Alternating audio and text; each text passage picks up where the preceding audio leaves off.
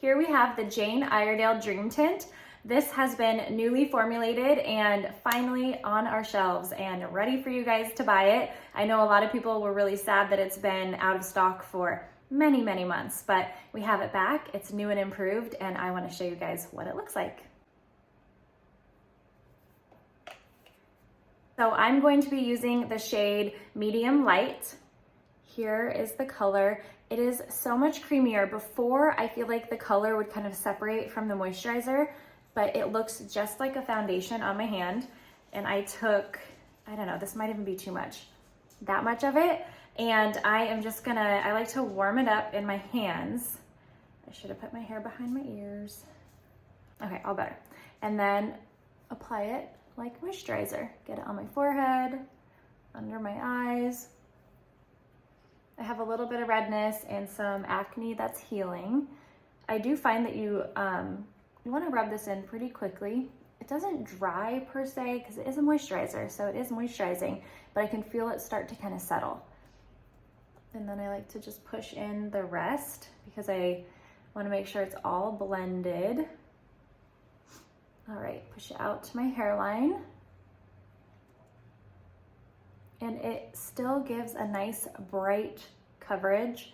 And it doesn't look like you have a ton of foundation on because it's a nice light moisturizer. It has SPF 15, has a lot of skin loving ingredients that are going to help blur those fine lines and wrinkles and then help treat it while you have it on your skin. So that is what is so great about Jane Iredale, is she really keeps ingredients in mind, and what you're putting on your face is going to be good for you, not clog your pores. So this is a beautiful choice if you like a very, very light foundation, but you want a little bit of moisturizer to go along with it. Okay, so to finish it off, I'm just gonna add a little bit of something underneath the eyes and some blush. So I'm going to use Circle Delete. I'm using Circle Delete 1, so it has this darker shade and then this really light shade for brightening. I like to use the darker shade just to really conceal, and then sometimes I'll do the lighter color. So I'm going to, I just use my finger. I'm going to take the darker shade and just pat it under my eye, and a little bit goes a long way. Okay, so see, this one is covering up some of that, like the darker colors and the redness that I have. So this eye looks a bit brighter and lifted. And then I'll just do the other one. You just need a tiny bit. You can use a brush if you want. I just find that I get the exact placement that I want when I use my finger. I've also seen people use this as a concealer in other areas, like if I wanted to conceal this a little bit better. It gives a nice, has a nice creamy finish. So I really like this one. So I just patted it on that acne. I'm not gonna fully cover that up. I don't really care.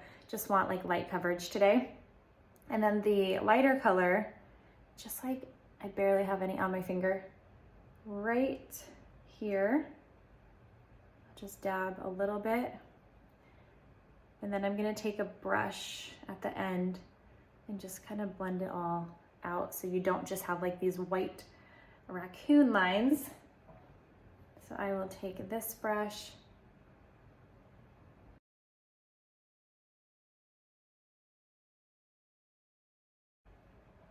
okay, and then lastly, because I don't want a ton of makeup on today, I really like the light, I like the light look, so I'm going to take a blush stick in shade Mist.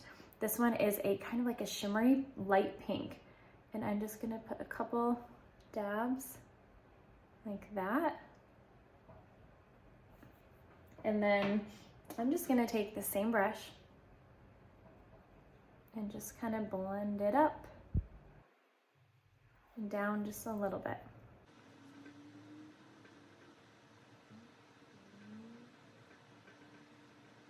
You can also put this on your lips. So I like to just take it